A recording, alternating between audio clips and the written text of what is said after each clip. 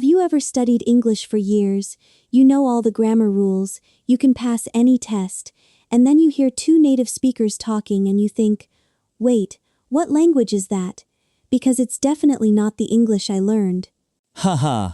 Oh, I know exactly what you mean. You hear something like, "Jeet yet?" and you're standing there thinking, is that English? Did they just speak English? And then someone says, no, Jew? And the other person says, nah, squeet. And they had a whole conversation while you're still stuck on word one. Yes, and that's exactly what nobody explains in textbooks. Nobody sits you down and says, here's what native speakers really say when they're not being careful. Here's the secret code. And that's what we're doing today on Simple English Talks. We're going to unlock that secret code.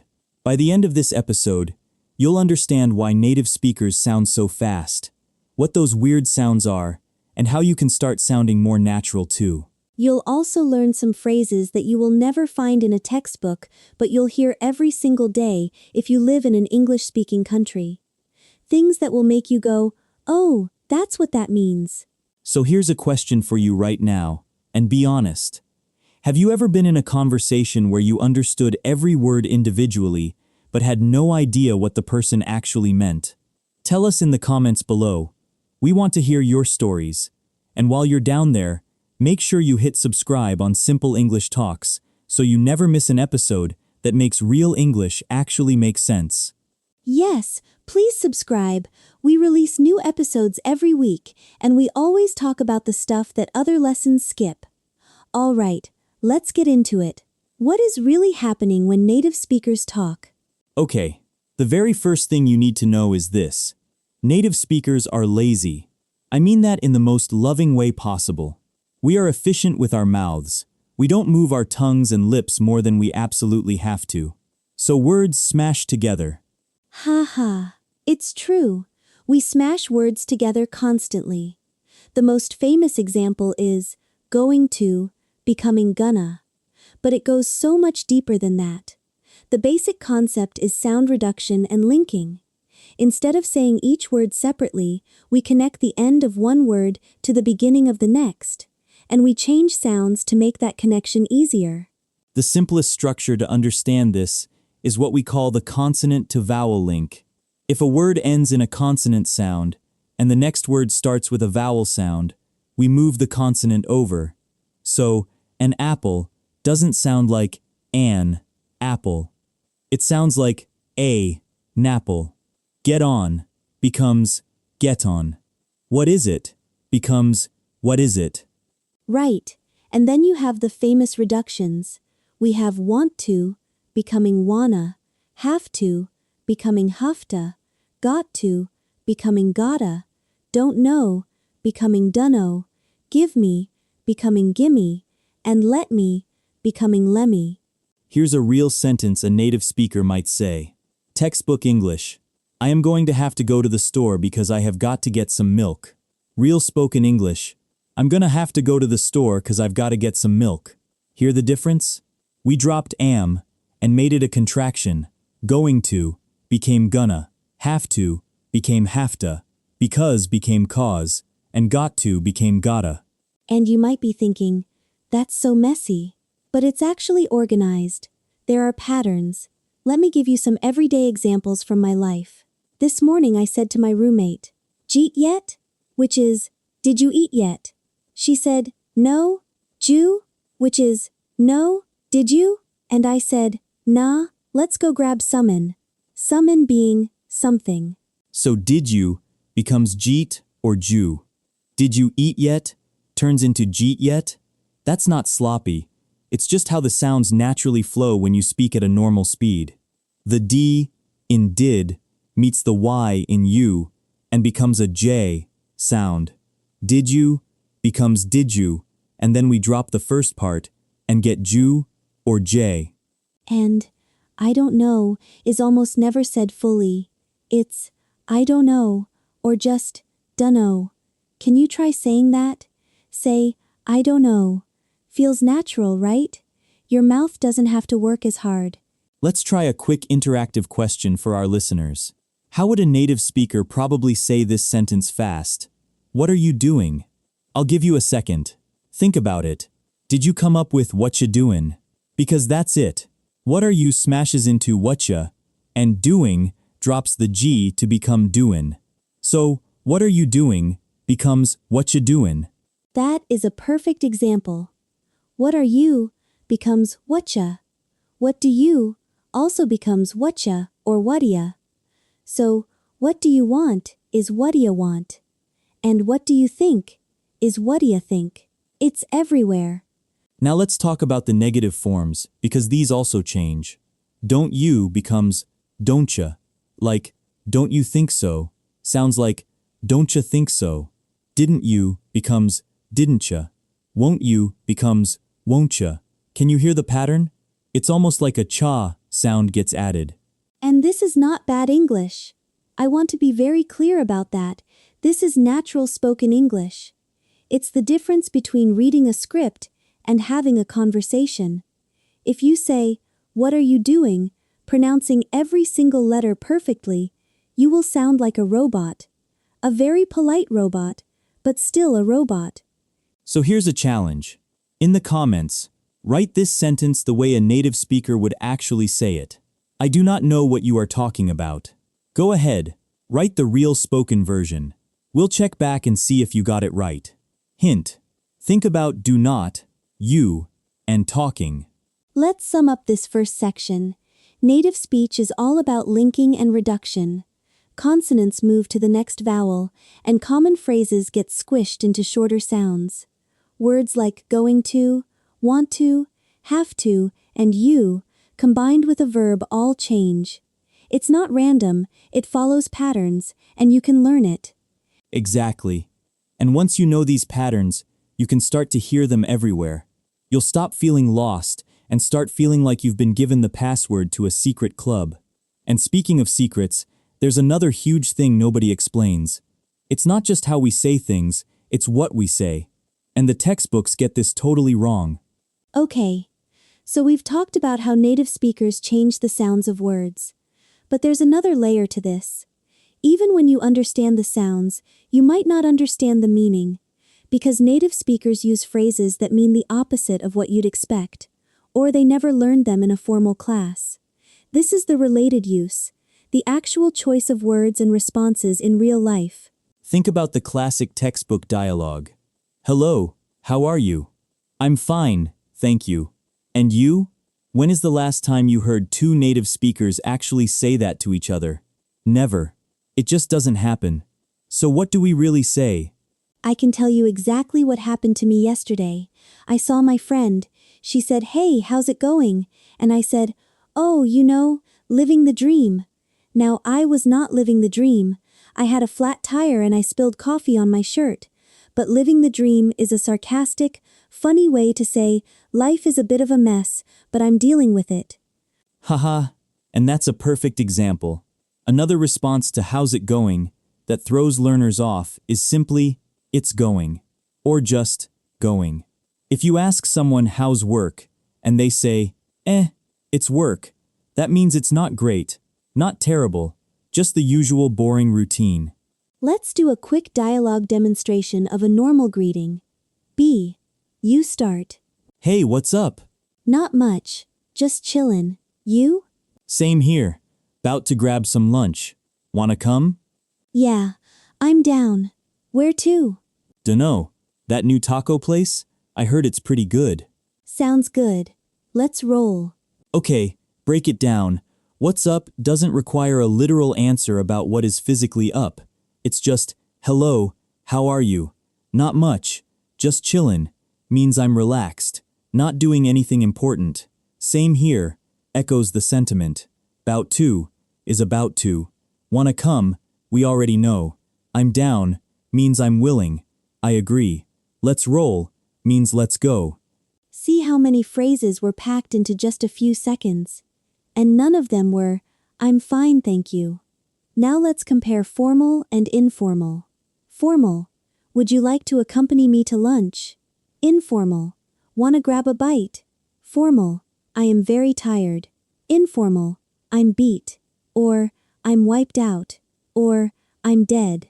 We love dramatic exaggeration. Another huge one is how we say no or refuse things. A textbook might teach you, "No thank you, I do not want any." A native speaker will almost never say that. We soften everything. If someone offers you cake, you might say, "Oh, I'm good, thanks," or "I'm all right, thanks." "I'm good" does not mean I am a good person. It means I don't need anything, I'm satisfied. Yes, I'm good confused me so much when I was learning other languages because I thought, what do you mean you're good? But in English, I'm good is the number one polite refusal. More coffee? Nah, I'm good. Need any help? I'm good, thanks. First tip, learn I'm good. Second tip, learn to say I'm good instead of no if you want to sound polite. Third tip, notice that we often add thanks at the end to keep it friendly. I want our listeners to try this. The next time someone offers you something, either in real life or in your imagination, respond with, "I'm good, thanks." Say it out loud right now. "I'm good, thanks." It's simple, it's natural, and people will instantly understand that you're politely declining, not saying you are a moral person. Another area where textbooks fail us is with the word really. We use really as a softener and an intensifier in ways that don't always translate. Like, I really don't want to means a strong no. But if someone says, it's really not that bad, the really is just there to soften the criticism. You're really not helping sounds gentle, but it's actually quite direct. And we have expressions that are completely idiomatic. If I say, "It's not rocket science," I mean, it's not complicated. If I say, "I'm just pulling your leg," I mean, I'm joking. If I say, "break a leg," I mean, good luck. If a learner hears "break a leg" for the first time, they probably think they're about to witness a crime. This is why context is everything. I'd love for you to write in the comments a phrase you've heard that made absolutely no sense to you. Something like, "It's raining cats and dogs," or "bite the bullet." Drop it in the comments so we can all learn from each other. It'll be fun to see the collection. So to quickly review this section, the words native speakers choose are often very different from textbook English. Greetings are casual, refusals are softened with "I'm good," and idiomatic expressions are everywhere. Don't just learn the words, learn the situations. Now we're going to go even deeper into one specific kind of phrase that confuses people the most. The things we say that mean the total opposite of the dictionary meaning. This is where it gets really fun. We're talking about sarcasm and indirectness. This is an additional use that is absolutely critical for understanding native speakers in social settings, at work, or watching movies. The dictionary meaning of the words is not the real meaning. Let's start with a very common scenario. You're at a party, it's late, you're tired. You say, "Well, it's getting late, I should probably head out." Your friend says, "Oh, leaving already?" That question is not a question, it's a gentle protest. They know you're leaving, they're just expressing that they wish you'd stay a little longer. Another example. You're telling a long story, and you notice your friend looks a bit bored. You say, "Sorry, am I rambling?" And they smile and say, No, you're fine." The word "fine" there is doing a lot of work. It often means the opposite of fine. If a native speaker says, "It's fine," with a certain tone, they might mean, "I'm annoyed, but I don't want to talk about it." Tone is everything. This is a huge tip for naturalness and politeness. If someone says, "Thanks a lot," in a cheerful tone, it means thank you. If they say, "Thanks a lot" flatly after you spilled a drink on their laptop, it means the opposite. The words are identical, the meaning is completely opposite. So here is a real-life practice situation. You ask your roommate if they liked the dinner you cooked. They take a bite, pause a little too long, and say, "It's interesting." What do they mean? They hated it. They absolutely did not like it. Interesting is the safest word to use when you don't want to say something is bad. If someone calls your idea interesting in a meeting, you should probably prepare a backup plan because it's going to get shot down. Another polite phrase that means no is, "I'll think about it." If you ask someone, "Can you help me move this weekend?" and they say, "Oh, I'll think about it," they are probably trying to find a nice way to say no. If they wanted to do it, they would say, "Sure, what time?" We also use a lot of phrases to soften commands. Instead of saying, "Close the window," we might say, "Would you mind closing the window?" Or, "Hey, it's a bit chilly in here, isn't it?" The second one isn't even a request grammatically, but every native speaker knows it means, "Close the window now, please." Let's talk about the phrase, "no worries." It's an Australian import, but it's everywhere now. If you say, "I'm sorry I'm late," and someone says, "no worries," it means, "I forgive you, it's not a problem." It's a way to dismiss an apology or a thank you casually. "Thanks for the ride." No worries. It's a very useful phrase to adopt. All right, let's do a little interactive mini practice. I'll say a sentence a native speaker might use, and I want you, the listener, to say out loud what you think they really mean. Ready? First one.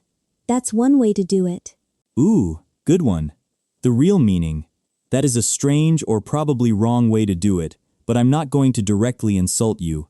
If your boss says, "Well, that's one way to do it," after you present your report, you need to redo the report. Exactly. Second one. I'm not gonna lie. This is pretty bad. The "I'm not gonna lie" part is interesting. It's a filler that signals honesty is coming, often used to soften criticism. It means this is genuinely bad, and I'm trying to be straight with you. Last one. Bless your heart. Haha, the Southern classic. It can mean genuine sympathy, but it's often used when someone does something naive or a little foolish. It's like saying, "Oh, you sweet summer child, you have no idea," a very layered phrase. I want you to try this in real life this week. Watch an English language movie or TV show with subtitles on. Pause when you hear one of these soft phrases like, "We'll see," or "That's different," or "Not bad." Ask yourself, did they mean what the words say, or was there a hidden meaning? Write your discoveries in the comments. So the structure here is simple. Listen to the words, but watch the face and hear the tone. The same words can mean, "I love it," "I hate it," "I'm angry," or "I'm joking." The context and the delivery give you the real message. Now that we know what native speakers really say and what they really mean, we need to talk about the mistakes that happen when learners try to use this stuff. And trust me, we've all been there. Oh, I've definitely made some of these mistakes myself, even in my own language. It's so easy to mix up the casual with the inappropriate, or to use a reduction at the wrong time. Let's go through some common ones. The first common mistake is using written English in spoken conversation. This is the biggest one. Learners will often say, "I am going to," very clearly. And while it's grammatically perfect, it can create distance. In a casual chat, it almost sounds like you're reading a legal document. You want to use "I'm gonna" to blend in. But here is the fix. Never write "gonna" in a formal email or an essay. Only use it in spoken English or very informal texting. The mistake is not knowing when to switch it off. If you're in a job interview, you should probably say, "I am going to," more clearly. If you're at a pub with friends, "I'm gonna" is perfect. Right. Second common mistake is using "I'm good" incorrectly. I've heard learners say, "I'm good," when they mean, "I'm a good person," and the context is totally wrong. Are you a good driver? Yes, I'm good. No, no. I'm good is for refusing or saying you're satisfied. For a skill, you'd say, "I'm pretty good at it." Also, don't answer "how are you" with "I'm good" if you want to strictly follow grammar. Some grammar purists argue you should say, "I'm well," because good is an adjective for your moral state. But, honestly, in real life, millions of native speakers say, "I'm good," meaning, "I'm fine." So it's not a real mistake, but be aware of the difference in formal settings. Third mistake, mixing up whatcha and what'ya. Whatcha is from what are you? Whatcha doing? What'ya is from what do you? What do you want? If you say what are you doing, it's a little off, because what are you doing doesn't make sense. That's a subtle one. And here's a fourth mistake, a funny one. Using sarcasm too early. If you're a beginner and you try to say, "Oh, that's just great," with a flat tone to be funny, but your pronunciation is off, and the context isn't clear, people might just think you're genuinely happy. Sarcasm is advanced level poker. You need to master sincere tone before you can fake it. I did that once, trying to be sarcastic in Spanish. I said, "Que bueno" about a bad situation, but I smiled too much, and they just thought I was super positive and weird. It was embarrassing. But that's how you learn. Mistakes are completely normal. Let's do a quick practice to fix these. I'll give you a wrong sentence, and you, the listener, say the natural version out loud. First wrong, "I do not know what you want." Change it to natural fast speech. The answer we're looking for is, "I don't know what you want," or "I don't know what you want." Say it, "I don't know what you want." Second one, "Would you like to eat dinner?" Too formal for friends. Make it casual. "Wanna grab dinner?" Or, "You wanna eat?" Say it, "Wanna grab dinner?" Third, "I am going to go to home now." There's a grammar error there anyway. Go to home should be go home. But make it natural. "I'm gonna go home," or "I'm head home." The point is, don't be scared of making these mistakes. Native speakers make them all the time when they're learning your language. It's a sign you're trying, and trying is how you get good. So just go for it. And that's the perfect mindset to take into our interactive practice section. We're going to give you some choices, and you'll decide which one sounds like a real native speaker. All right, everyone. Let's play Choose the Natural Sentence. I'll give you two options for a situation, and you need to pick the one a native speaker would actually say in a casual conversation. Say your answer out loud. Situation 1. You're running late to meet a friend. Option A. "I am sorry. I am going to be a little late." Option B. "Hey, sorry, gonna be a bit late." Which one is natural? The answer is B. Gonna be a bit late is much more common. Option A sounds like an airline announcement. Situation 2. Someone thanks you for helping them move a heavy box. Option A. You are welcome. It was not a problem. Option B. No worries, I got you. Definitely B.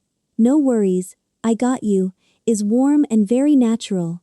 You are welcome is fine, but no worries is the modern default. Situation 3. You don't understand what your friend just said. Option A. Excuse me, could you repeat that? Option B. Wait, what? Or, sorry, come again? Option B. Of course. Wait, what? Is the most common phrase in English when you're confused. Come again is a friendly, informal way to ask for repetition. Situation 4. You want to know if your friend has already eaten lunch. Option A. Have you already consumed your midday meal? Option B. Jeet yet? Obviously option B. And option A is just, please never say that, unless you're a time traveler from 1850. Haha. Situation 5. Your coworker asks if you can finish a report by Friday. You can, but you need to know the deadline is firm. Option A. I can, but I need to confirm the deadline is immutable. Option B. Yeah, I can do that. Just double checking. Is Friday a hard deadline? B. Is it? Hard deadline is a very natural business expression. Immutable is a word for philosophers, not for office chats. Now I want to challenge you to create your own. In the comments, give us a formal, textbook sentence, and then rewrite it the way a native speaker would really say it. We'll read through them and maybe feature some in the next episode. This is your chance to be the teacher for a moment.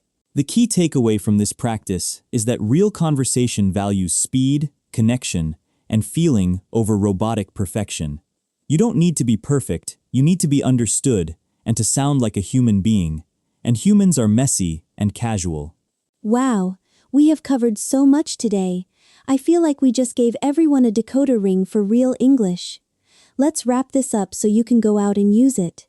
I'm so excited. If you remember nothing else from this episode, remember these 3 main concepts. Number 1. Native speakers link and reduce sounds. Going to is gonna. Want to is wanna. and did you turns into ja or jeet. Listen for these patterns. Number 2. Native speakers use phrases that textbooks ignore. I'm good means no thanks. I'm down means yes. Living the dream might mean life is a mess. And no worries is the ultimate chill response. Learn these phrases to connect instantly with people. And number 3. The tone and context tell you the real meaning. Interesting is not always a compliment, and we'll see usually means no. Pay attention to the face and the voice as much as the words themselves. You've got the tools now. You absolutely have. And I want you to remember, every single person who speaks English fluently started by being completely confused by these exact same things. You are not behind. You are not bad at English. You're just learning the real version now, and that's a massive step forward. So here's your reflective question for the week. What is one phrase you used to say in a textbook way that you're now going to say in a natural native way? Tell us in the comments. We love seeing those light bulb moments. If this episode helped you, please hit that like button, share it with a friend who's also learning English, and subscribe to Simple English Talks. We've got so many more topics like this coming up. We're here to demystify the real English nobody explains. Thank you so much for spending your time with us today. You're doing an amazing job, and we're proud of you for putting in the work. Keep listening, keep practicing, and most importantly, keep talking. See you next time. See you next time.